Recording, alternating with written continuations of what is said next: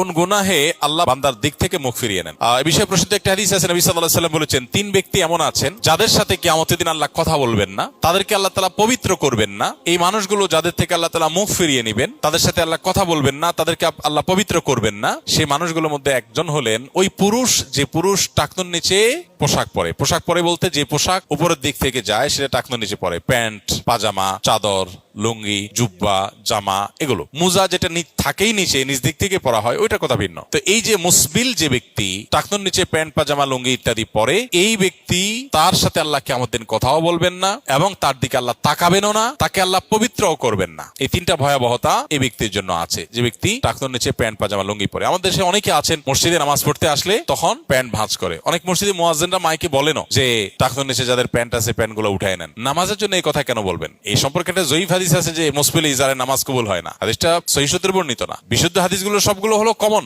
এবং জেনারেল, সব সময়ের জন্য এটা প্রযোজ্য যে পুরুষ মানুষ টাকনুর নিচে পোশাক পরবে না। এখন বৈজ্ঞানিক গবেষণা বলছে যে এটা পুরুষের জন্য ক্ষতিকর। যাই হোক, সেটা গবেষণা কি প্রমাণ হয়েছে এটা বড় কথা না, বড় কথা হলো নবী সাল্লাল্লাহু আলাইহি ওয়াসাল্লাম নিষেধ করেছেন, বাস শেষ। অতএব এই ব্যক্তি, যে ব্যক্তি টাকনুর নিচে প্যান্ট, পাজামা, লুঙ্গি, জুব্বা ইত্যাদি পরে, এই ব্যক্তি থেকে আল্লাহ কিয়ামত দিন মুখ ফিরিয়ে নেবেন। খুবই ভয়াবহ কথা। দুই নম্বর হলেন ওই ব্যক্তি, যে ব্যক্তি কাউকে দান করে খোঁটা দেয়, অথবা যাকে দান করেছেন তাকে নানার কথা দিয়ে কষ্ট দেয়। দান করেছেন, আল্লাহর কাছে আশা করবেন এর বিনিময়। যাকে দান করেছেন তার সাথে আপনার কোনো আলাপ থাকবে না। দান করে খোঁটা দিলেন, কষ্ট দিলেন, খোঁচা মেরে কথা বললেন, এগুলো বললে আপনি আল্লাহ তাআলার দৃষ্টি থেকে সরে যাবেন কিয়ামতের ময়দানে। নাম্বার 3, ওই ব্যবসায়ী, যেই ব্যবসায়ী তার পণ্য বিক্রি করতে গিয়ে মিথ্যা শপথ করে। এখন তো ঘরে ঘরে ভাই আল্লাহর কিরা, এটা কিনা পড়ছে এত, ভাই কিনতেও পারে না এত টাকা দিয়া, ডাহা মিথ্যা কথা। তো এই ব্যবসায়ী যে তার পণ্য বিক্রি করার প্রয়োজনে মিথ্যা শপথ করে ক্রেতাদের সাথে, কাস্টমারের সাথে, তার দিকে আল্লাহ তাকাবেন না, তাকে পবিত্র করবেন না এবং কিয়ামতের দিন আল্লাহ রাব্বুল আলামিন তার সাথে কথাও বলবেন না। আল্লাহ আমাদেরকে এই সমস্ত বদগুণ, খারাপ গুণ থেকে, চরিত্র থেকে হেফাজত থাকার তৌফিক দান করুন।